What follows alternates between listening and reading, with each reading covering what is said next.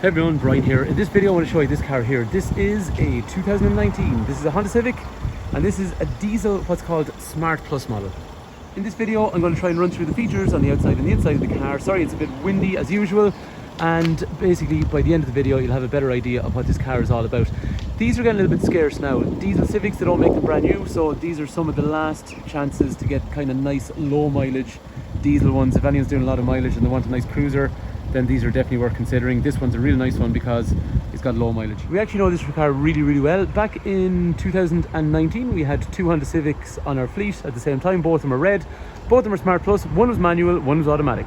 191KE 3621 was the manual and 191KE 3620 was the automatic. So this is the manual one. So we had that car then, and then the previous owner, they have bought many cars from us here over the years. So they bought this Civic. They actually had another Civic in the house. They had some i30s and they fancied something different, something cool looking. So they went for this, and they've come back in, gone for a car with a little bit more height, and they've gone for an SUV this time. So they've done a really nice job looking after it. They are people that are conscientious, and I think they've done a nice job looking after this car. It is in good condition throughout. So this car's done about 36 or so thousand kilometers, which for a 2019 diesel car I think is quite good. So the stuff I like on the outside of these cars, like, I mean, it's a really aggressive looking car.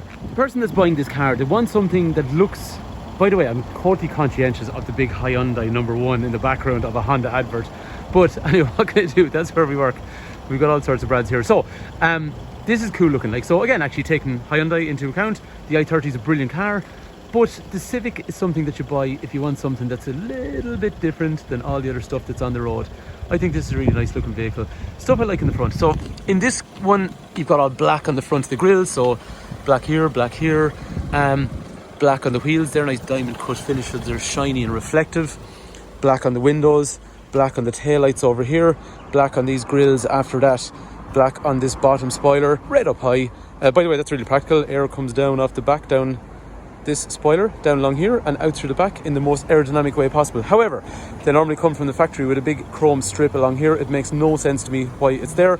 On some of the darker colours, it works on some of the other colours like silver and stuff like that, to be fair, but what we do on these colours like red and sometimes grey and black is we get rid of the chrome. So the chrome is gone, so this car only features two colours now, which is red and also black on the outside. So I think it just comes together very nice.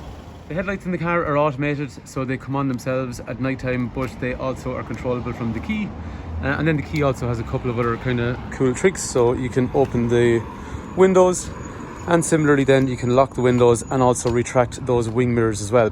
One other thing I was going to show you is, well, you can retract it if you do it properly. One other thing I want to show you as well is, so the taillights on the car is really cool. So when you're driving behind them at night, like, it's a really distinctive kind of look, and I always say this in the videos, and I'm sure it probably annoys people because it's maybe might make sense to some people, but looks like a really nice shape, this kind of C. It looks like the C that's in Civic either side, and then you have this little, this daytime, little side marker over here. Makes the car look really wide. It's kind of hard to see on an evening, this evening, but at night time it just kind of projects the front wing out a little bit, kind of almost wider than it is, so you perceive it to be a really kind of, you know, wide looking stance, and that makes the car look very nice. Okay, in terms of the boot on the car, so it's really big. We have one of these home. We have had 4 Civics in 4 years, and all these hatchbacks, and the reason being for buggies and all that kind of stuff, they were excellent. This still needs to be hoovered. Haven't done any work to the car yet. This is exactly how it came in, but I thought it was good enough to show people. The seat then folds forward, and you end up with this absolutely massive and flexible load area with some lighting, and there's even more storage down under here as well, or you can put a spare wheel in there if you want, which a lot of people don't bother with because you'll end up with a lot more storage, and for whatever reason people don't seem to get punctures as much these days. I don't know why that is. Maybe roads have gotten better, maybe tires are better, but most manufacturers are doing away with spare wheels in an effort to save weight and reduce CO2 emissions, so I can understand it. And this even gives great flexibility. So I remember when we went on holidays the first time in one of these, everything was piled up in the back, and all I did was I got this cover and lifted it over everything, and it allowed that kind of flexibility. So it's very cool. You know, there's tinted windows so people can't see, and there's even another cover built up into the boot lid as well. Anyway, in terms of the size of the car, so electrics for windows back here, tweeter here, brushed aluminium there, child locks over here. So yeah, sorry, like we were saying, in terms of size, 3 head restraints, 3 3-point safety belts, Isofix here, Isofix over there. I find it actually quite easy to get a child seat in and out the back of these. Maybe it's just the angle of the seat. Some seats are more upright and it kind of makes it a little bit more difficult. These ones have a little bit of a slant on them. So I found the car at home quite easy to swap over. Drinks holders in through here. If I sit in the back, so the people that had it, their kids are mature, so you know they don't really have passengers in the back. And to be honest with you, actually the lady that owned the car, she would have driven it the most, and then her husband would have driven it on the weekends if they're going somewhere. This is the size in terms of headroom. This is the legroom, which is decent, and then there's a black roof cloth, which is quite sporty. And when you're looking around the car, actually, everything's quite dark in here as well, and that's kind of part of it. So if you don't like a dark interior, then maybe you mightn't like this car, but it does usually go with a sporty car. I think that's really nice on the inside in terms of how it's been looked after. And then over here, electrics for windows and mirrors. Same kind of brushed aluminium along these areas along here with, again, tweeter and speaker. Height adjustable seat, lumbar support for lower back, rake reach steering, so in and out and up and down, so you can get a good seating position. But you sit quite low on these. You'll see when we drive it. You sit low and it feels wide. To show you around the cabin then, actually one other thing that's kind of cool on these as well. Okay, you got a startup sequence, that's all digital in through there. These are nice because they're aluminium. I have different coloured socks on. So close the door. Over here then, there is parking sensors front and rear. There is collision mitigation. Under 30 kilometers an hour, the car will try and stop you if it senses that you haven't hit the brake pedal. Lane departure warning, warns you if you drift out of your lane, with a visual and audio chime, and also a shake of the steering. After that then, this is cruise control, and if you want every information on these, I can send you really detailed videos.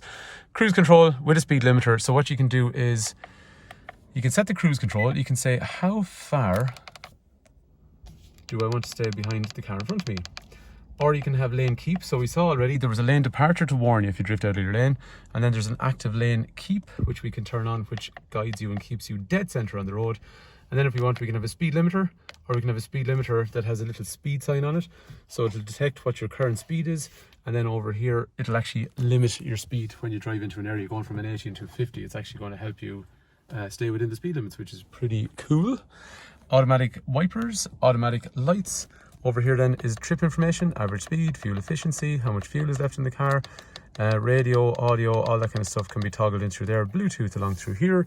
There is a USB connector over here. So 12 volt USB, HDMI if you want to play video on the screen up through here. There is the reverse camera that we talked about. This is all touch and swipe, so that'll have Garmin navigation. It'll also have Apple CarPlay and Android Auto for, you know, Google Maps and Spotify and all that kind of stuff as well. Right, after that then, there is climate control, touchscreen, different temperatures on each side of the car. Lovely gearbox, you'll see that when we drive it. Handbrake up through here with a park brake, auto hold, so it stops you rolling backwards or forwards without having to rely on the handbrake. So it's a nice assist, and it's really handy for people who are worried about rolling backwards because they don't have a traditional handbrake anymore. An eco function to reduce how aggressive the cruise control and the air conditioner is. Armrest, which is retractable. Another USB connector into here. Drinks holders, which I'd say has never been used this way, so that actually converts into 2 drinks holders, which a lot of people don't realise. And with all those safety features I talked about, which are kind of passive, and then you have the usual stuff, driver, passenger side, impact protection airbags. It's a really, really safe car. They focused on safety a lot on this car when it was launched.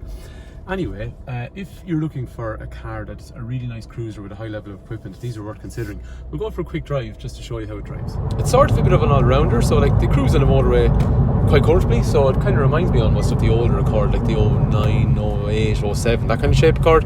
Feels pretty much like the same size of a car, but I sit quite low in these cars when I'm driving them, and I like that. It's a kind of car that feels kind of sporty to drive, so there's good feedback from the steering wheel. The gear shift is really, really, really nice on these cars. Every review you read always goes on about what a nice gearbox it is. The engine is 1.6, 120 horsepower, but crucially in a diesel, 300 newton meters of torque. So it pulls nicely. So it's a car that, you know, it's economical, but it's enjoyable to drive, enjoyable to use all the inputs on it, but it can cruise quite easily as well if you want to do that. And this example drives nice. Brakes, clutch, gearbox, steering, everything feels right in this car. It feels like a nice low mileage car and something that's been well looked after. Anyway, so there you have it. That is our really nice 2019 Honda Civic, and that is a Smart Plus diesel. So if you're somebody looking for a really nice cruiser, nice level of equipment, nice driving car, something that's a bit different, and your driving habits simply are not going to work with something electric or hybrid or petrol, and you want to basically get the kind of lowest mileage diesel car for the budget you're sticking within, then this is definitely something worth considering. Good reliable car. If you want to trade in a car or scrap an old car, or you want finance or whatever, just give us a shout. We are a family run business in operation for for more than 70 years. So Brian is my name, 086 843 1945. Give us a shout. Hopefully the video has been useful. Thanks for watching.